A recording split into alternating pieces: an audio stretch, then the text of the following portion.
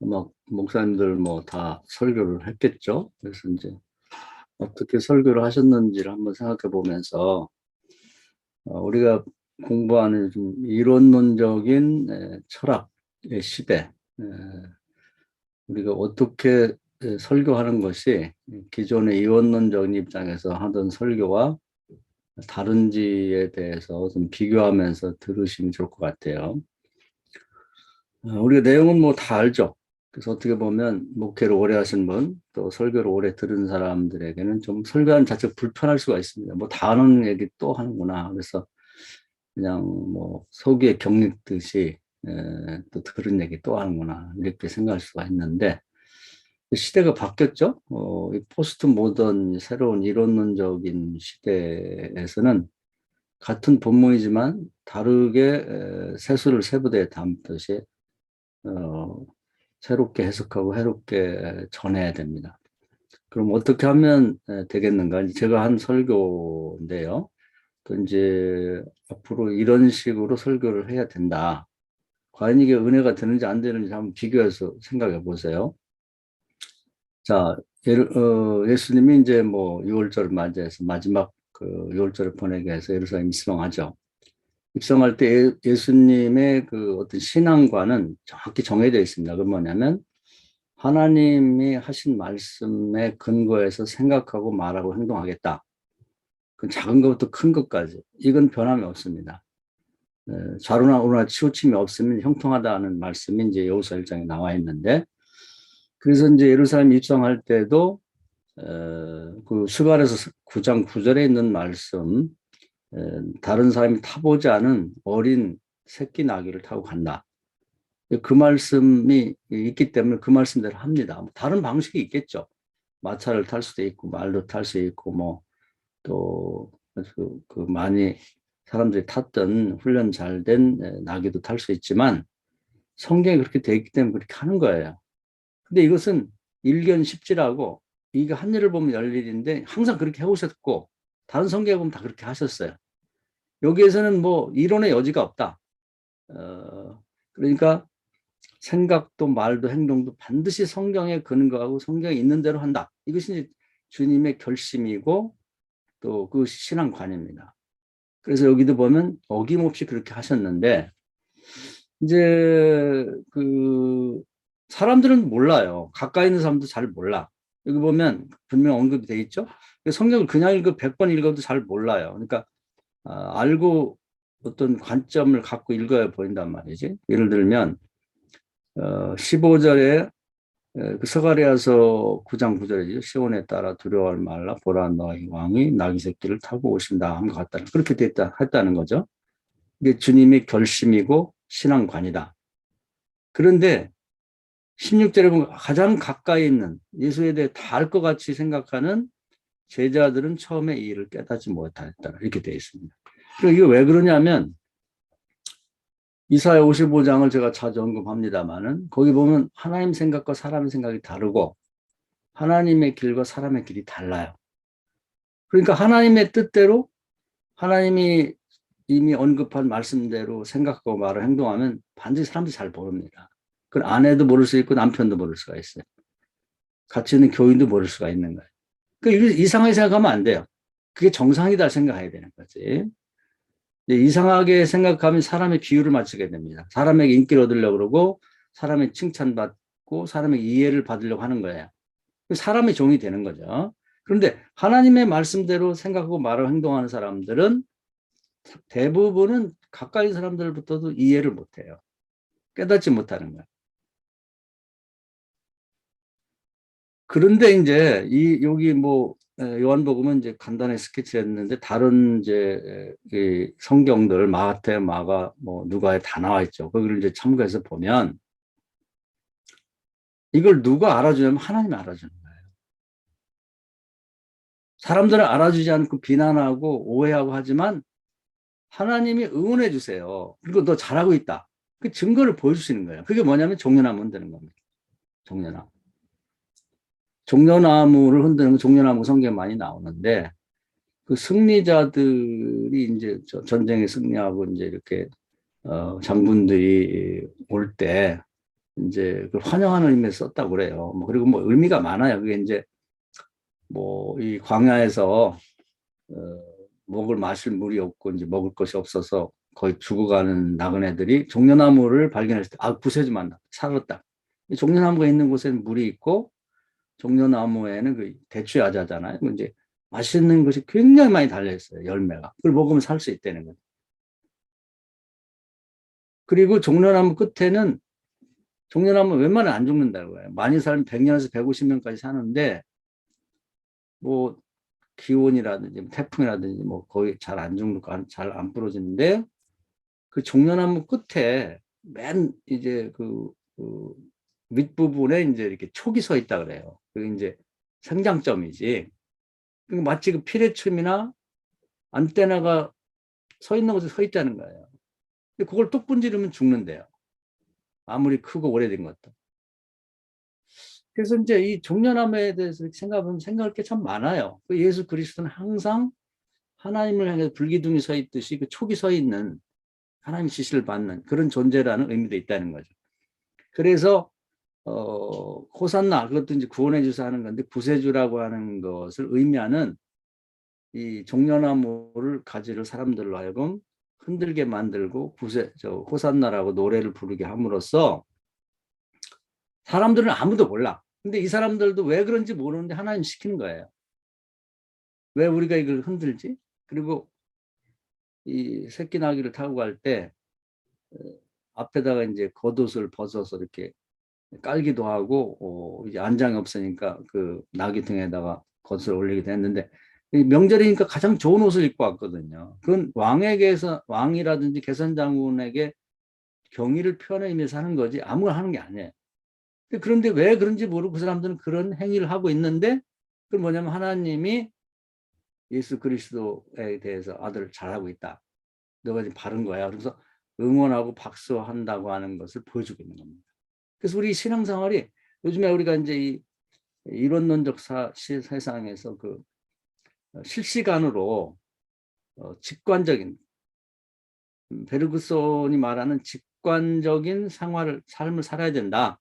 이성이 아니라 직관에 의한 삶을 살아야 된다는 것이 이제 이론론적 철학에서 가장 중요하게 보는 점인데 순종하고 바라보는 거죠. 제가 늘 말씀드렸죠. 기도하고 바라보고 순종하고 바라보는데 과거에는 사람을 봤는데요.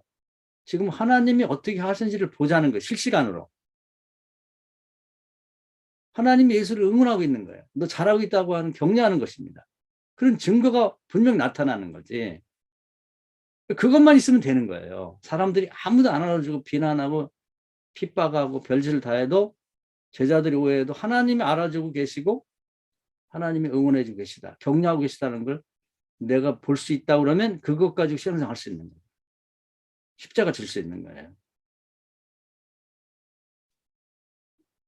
이게 이론론적 입장에서 보는 그런 실시간으로 직관 스트리밍하는 직관에 의한 신앙생활을 사람들에게 어떻게 이렇게 하라고 가르칠 수 있는 것이죠. 우리도 이제 목회를 하면 그렇게 해야 되는 거예요. 이걸 모르게 되면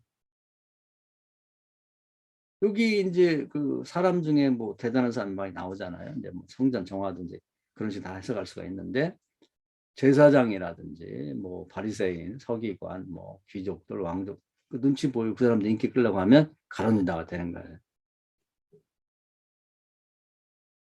이게 굉장히 중요한 겁니다. 이게 지금까지 우리 한국 교회가 지금 해결책을 찾지 못하는 이유가 뭐냐면 사람에게 다 잘 보이려고 하는 거예요. 가룟유다처럼 바뀐 거예요. 이게 시작은 좋았는데 예수는 전혀 그런 사람들의 이해를 고려하지 않아요. 하나님이 어떻게 보시고 계시고 어떻게 반응하고 계시는지 우리도 이것만 보인다 그러면 볼 수 있다면 그것도 하나님이 우리에게 많은 걸 보여주셨을 거예요. 우리가 거기에다 신경을 안 쓰고 안 봐서 그렇지. 우리에게도 이것만 볼 눈이 있다 그러면 뭐가 두렵고 뭐가 걱정이 되겠어요. 자, 그 다음에 하나 더 되게 여기까지 하고 많은데요. 한 가지 더 하고 싶어요. 요한복음 12장 같은 말씀 인데 우리 김지숙 목사님이 또 읽어주시면 좋을 것 같아요. 24절을 한번 읽어주세요. 12장 24절이요? 네. 내가 진실로 진실로 너희에게 이르노니 한 알의 밀이 땅에 떨어져 죽지 아니하면 한 알 그대로 있고 죽으면 많은 열매를 맺느니라. 우리가 너무 잘 아는 말씀이고 많이 인용하죠.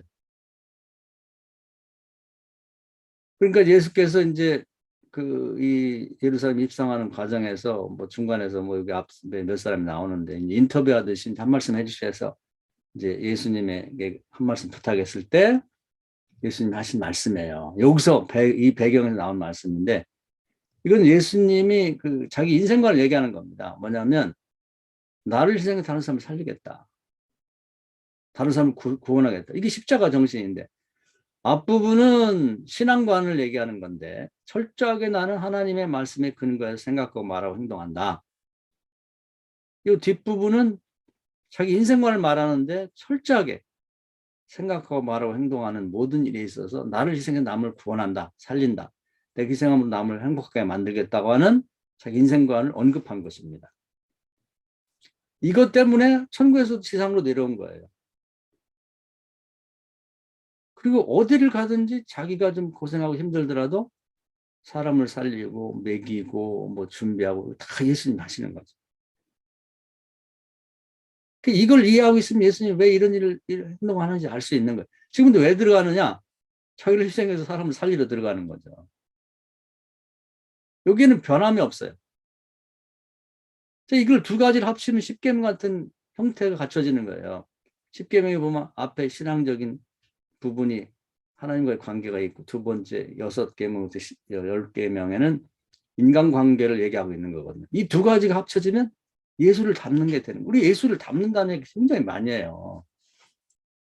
근데 예수를 배우고 본받고 따른다고 할 때 대개는 배움도 부족하고 예수님에 대해서 예수를 제일 잘 알아야 되는데 잘 몰라. 이분이 뭐 하려고 하고 뭐 어떻게 하는지를 안다 하더라도 배우는 걸로 끝나. 지식으로. 우리 요즘 고난주간을 보내고 있는데 말로는 뭐 십자가 고난 아주 듣기 싫을 정도로 기도할 때도 보면 그 얘기를 엄청나게 많이 해요. 그냥 다 빈 껍데기만 해요. 속이 텅 빈 껍질 단어만 그냥 나열하고 사용한다 이 말이에요. 예수처럼 지식을 습득하는 게 첫째고 두 번째는 본받고 따라가서 행동을 해야죠. 과연 나는 우리 목사도 마찬가지고 성도들도 생각하고 말하고 행동할 때 그리스도처럼 철저하게 성경에 근거해서 말하고 있는가, 생각하고 있는가, 행동하고 있는가. 나귀를 타라면 새끼 나귀를 타고 있는가를 구걸해야지만 고난주간을 지내는 의미가 있다는 거예요. 그거 안 하면 무슨 의미가 있겠어요. 지식도 없거니와 배우고 따르는 건 전혀 되질 않아. 목사들 요즘에 보면 뭐 성경 얼마나 부정한지 몰라. 좀 뭐 아는 척 하면서 뭐가 어떠니 성경이 뭐 하나님 말씀이 있느니 없느니 심지어는 뭐 가룟유다가 뭐 12 제자보다 중에서 제일 낫다는 별 소리 다 하는데 그게 무슨 의미가 주님하고는 전혀 관계가 없는 거예요. 그다음에 행동에 있어서 과연 나는 가정에서 교회에서 내가 다니는 직장에서 내가 모이는 모임에서 나를 희생해서 다른 사람을 구원하거나 행복하게 만드는 일을 하겠는가? 하나의 미랄이 되고 있는가? 아무것도 없잖아. 대접받으려고 대우받으려고 그러고 주님하고는 전혀 관계가 없는 거예요. 그러니까 주님이 심판할 때 내가 너를 전혀 모르겠다. 이렇게 나올 수가 있는 거죠. 그럼 주님이 그렇게 행동하고 그렇게 생각하고 말하고 행동했을 때 인생관을 말했을 때 그럼 누가 알아주느냐? 모르죠. 한번 볼까요? 또 김지성 목사님. 이제 보면 누가 알아주는가 보면요. 28절을 한번 읽어볼까요? 아버지여 아버지의 이름을 영광스럽게 하옵소서 하시니 이에 하늘에서 소리가 나서 이르되 내가 이미 영광스럽게 하였고 또다시 영광스럽게 하리라 하시니 29절.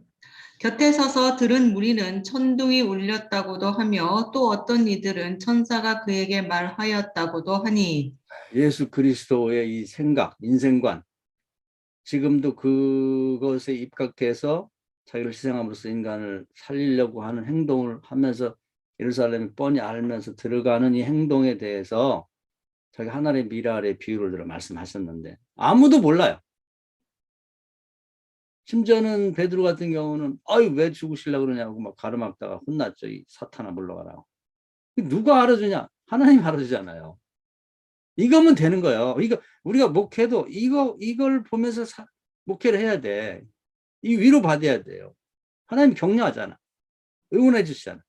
성도들 이거 보고 살면은 이게 삶의 근거이자 신앙의 근거가 되면 어디 가든 십자가 질 수가 있어요. 사람 칭찬받으려고 하죠. 이해받으려고 하지 않고. 이거 있기 때문에 예수가 죽을 수가 있는 거예요. 갈 수가 있는 거예요. 우리가 하나님이 격려해 주시고 이렇게 응원해 주신다 그러면 더 바랄 게 뭐가 있겠어요. 이게 힘입니다, 사실. 이게 이제 이론론적인 직관에 의한 베르그성적인 그런 철학에 입각한 목회가 이렇게 되는 걸 얘기하는 겁니다. 다르잖아요. 뭐 종려주의는 첫째, 뭐고쩌고 저쩌고, 둘째, 뭐고쩌고 저쩌고, 종려주의는 셋째는 뭐고쩌고. 이거하고 달라요. 이원론적인 플라톤적 설교하고는 다르다고. 지금 실시간으로 직관하면서 살아계신 하나님과 같이 가면서 지금 눈에 보이진 않지만 예수가 하나님 뜻대로 철저한 신앙관에 입각해서 실천해 나가고 행동에 나가고 인생관에 입각해서 실천하고 행동에 나가고 하나님 그때그때마다 사람은 아무도 몰라주고 뭐 안 알아주지만 응원하고 격려하고 박수하고 지지해 준다면 되지 않냐 이거예요. 이게 이제 신앙생활의 힘이라는 거죠.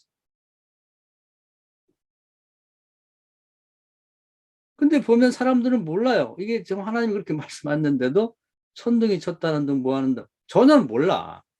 그 사람이 알아주기를 바라면서 우리의 삶의 태도를 바꾸고 신앙의 태도를 바꾸고 인생관을 바꿔버리면 사람이 종이 되는 거죠.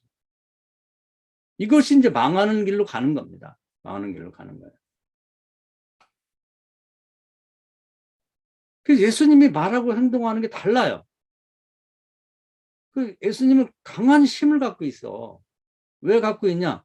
이것 때문에 갖는 거예요.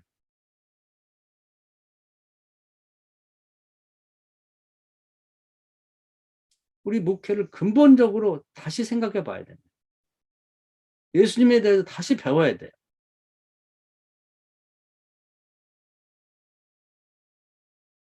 그래서 우리가 기도하고 바라보지만 대상을 바라보기도 하지만 순종한 다음에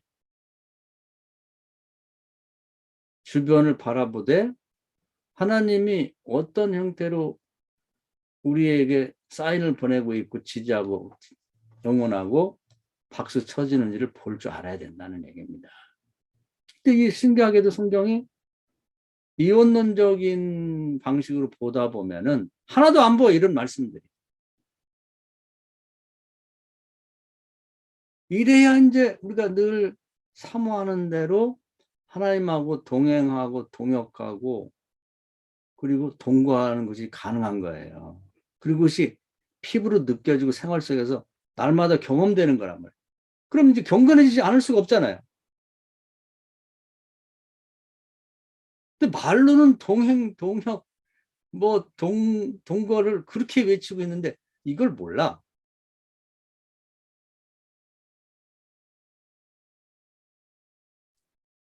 그러다 보니까 이제 예수님처럼 사는 게 아니라 여기 등장하는 뭐 제자들에게 뭐 인기를 끌고 뭐 거기 지위 있는 사람들에게 잘 보이고 뭐 그 사람들에게 뭐 지지를 받고 칭찬받고 그 짓 하다 보면 가는 데다 다 되는 가는 데다 다 되죠. 가는 데다가 뭐 특별히 나쁜 사람이 아니에요.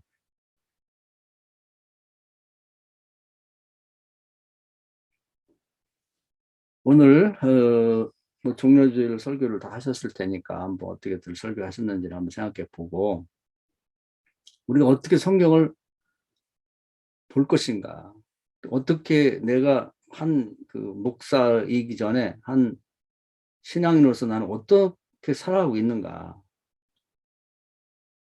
또 교인들에게 뭘 가르치고 있는가를 한번 깊이 생각할 필요가 있는 거예요.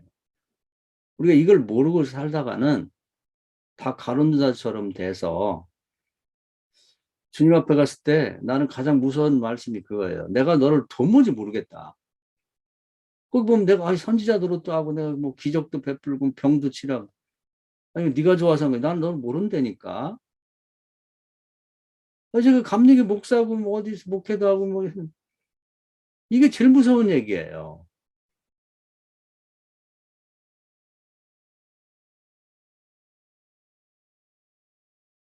오늘 이 말씀을 한번 여러분이 진지하게 고민해 보면서 이제 지금 좀 있으면 이제 또 다음 시간에 철학도 공부하고 문학도 하겠습니다만 왜 철학을 공부해야 되는가? 철학 공부와 어떻게 우리의 삶과 이 목회가 매칭이 되겠는가 잘. 그걸 얘기하려고 하는 거예요. 철학 따로 배우고 문학 따로 배우고 이 성가실게 또 성경 따로 배워갖고 그래서 따로따로 배워 지식으로 끝나면 아무 의미가 없다는 거죠. 우리 철학을 통해 문학을 통해서 우리가 복음을 전해서 상황을 이해하고 그리고 어떻게 세수를 세부듯 담아와서 이 시대에 복음 듣기를 원하는 저는 그 아모스 8장을 굉장히 그 가슴 아프게 늘 읽어요. 뭐냐면 사람이 먹을 게 없어서 배고픔이 아니라는 거예요. 마실 물이 없어서 목마름이 아니라는 거죠. 하나님 말씀인데 하나님 말씀이 없어. 그래서 북에서 동쪽으로 요즘 시대인 것 같아. 제가 이 블로그 같은 거 해보면은 가장 많은 사람들이 들어온 데가 어디냐면 유럽과 미국 같은데 먼저 기독교 믿은 데서 많이 와요. 동양 사람들은 뭘 믿고 있지? 뭔가 굶주려 있는 거야. 굶주려. 요즘 성경이 없습니까? 요즘은 이렇게 인쇄술 발달돼 가지고 좋은 종이에다가 가죽을 씌워 가지고 금물을 입히고 해갖고 뭐 구멍을 파갖고 뭐 어디 마태복음 마가복음 있는지 또 성경에도 뭐 관주 다 달아놓지 뭐 주석이라고 거기다 붙여놓지 없는 게 없어요. 뭐가 없냐면 성경을 새 시대 새 세대 담아나온 주님의 말씀에 입각한 그 재해석되고 재구성된 말씀이 없는 거예요. 그걸 찾으러 다니는 겁니다. 젊은 사람들. 그 누가 해줘야겠냐? 우리 이제 나이 먹은 사람들 해야죠. 인생 경험도 있고 뭐 경험도 성경 많이 읽고 체험돼 있는 사람들이 그걸 해줘야 된다는 거예요. 우리 딴 데 신경 쓸 데가 없어요. 주님이 부르심이 간절한 바람이 여기에 있는 겁니다. 이번 이 말씀을 이게 굉장히 그동안 철학과 문학과 성경을 공부한 결과로서 그리고 이제 지금 우리가 구조주의까지 완 철학은 구조주의 끝났어요. 지금 그 다음 철학은 없습니다. 여기까지 왔기 때문에 이걸 종합적으로 융합해서 이렇게 설교한다면 어떤 설교가 될 것인가 하는 얘기를 하려고 하는 얘기예요. 그래서 우리가 이제 늘 뭐, 꼭 철학을 공부해야 돼요. 골치 아파 죽겠는데. 어디 가서 뭐, 요즘 보니까 또 성경 공부 왜 이렇게 비싸졌어? 나는 잘 모르겠는데, 우리 시방 어떤 사람도 뭐 몇 개월 공부하면 그냥 뭐 설교를 뭐 기가 막히게 해준다는데, 1,000만 원 받는데, 1,000만 원. 날도둑들 아니야? 뭔 설교를 얼마나 대단하게 가르치는데, 1,000만 원씩이나 받아. 이게 굶주려서 그런 거예요. 그 목사님들도. 목사들이 무슨 돈이 있어요? 1,000만 원씩 갖다가 바치고, 그 배고픈 굶주린 목사들을 이용해서 이제 돈벌이 하는 거지. 1,000만 원이 어디 있어? 1,000만 원이. 근데 자기 돈도 아니고 뭐 은행에서 대출 받아 갖고 그러더라고. 굶주린 거야, 굶주려. 뭐가 굶주리겠네. 다 낡아 빠진 이원론적인 플라톤식의 설교는 백날 들어봤자 허기지, 인간. 허기죠. 오늘 모델로 제가 한번 이제 설교 말씀을 드렸는데 한번 참고를 잘 해보시고요.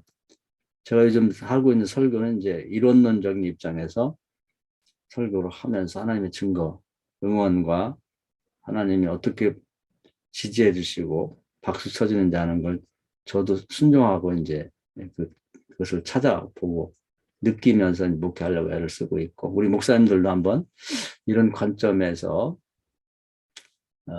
철학 공부도 하고 공부한 이 시대에 대한 어떤 복음적 상황을 이해하고 거기에 걸맞는 세수를 세부대에 담는 성경 해석과 설교도 하면서 예수님이 지금 느끼고 있는 이것, 예수님이 그 힘이 있는 이유가 여기 있는 거예요.